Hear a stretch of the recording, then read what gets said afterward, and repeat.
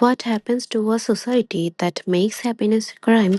Sukumar Roy, the master of Bengali nonsense poetry, gave us the answer. He called them the Ramgaroos. Satyajit Roy's translation of this famous poem begins with a harsh rule. To the sons of Ramgaroo, laughter is taboo. A funny tale will make them well. We are not amused, boo hoo. On the surface, it's a children rhyme.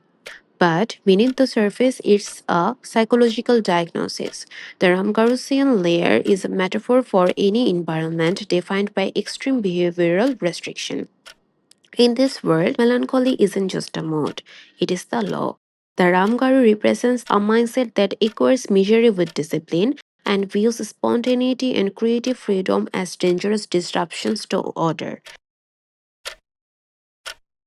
They live in constant fear of shackles far and near, and stirred and bound at every sound that brings a breath of cheer. Their peace of mind forfeiting, they sit and keep repeating, we believe in only grieving, happiness is fleeting. Notice the psychology here. The son of Ramgarus do not simply dislike happiness, they are terrified of it. When an environment demands absolute conformity, even the smallest individual expression becomes a profound threat. They suffer from hypervigilance, constantly monitoring themselves and others to stamp out any breath of cheer. It is a brilliant critique of how enforced misery requires exhausting, constant surveillance. They shun the summer breeze that whispers through the trees, for fear the stir of leaf and bar their funny bones should tease. They keep a wary eye on the autumn sky for signs of mirth above the earth in foaming cumuli.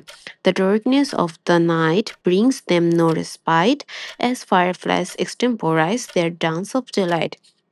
Nature inherently rejects the Ramgaro philosophy. You cannot legislate the wind and you cannot ban the fireflies from dancing. The foaming cumuli and the summer breezes represent the unstoppable chaotic joy of existence. Against the absurd, self imposed monastery of despair, the natural universe continues its vibrant dynamic rhythm.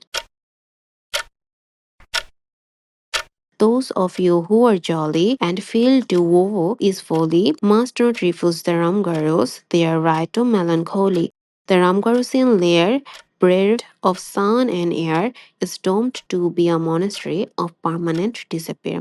Ray ends on a note of brilliant satire. We shouldn't fight the Ramgaros, we should leave them to their self inflicted misery.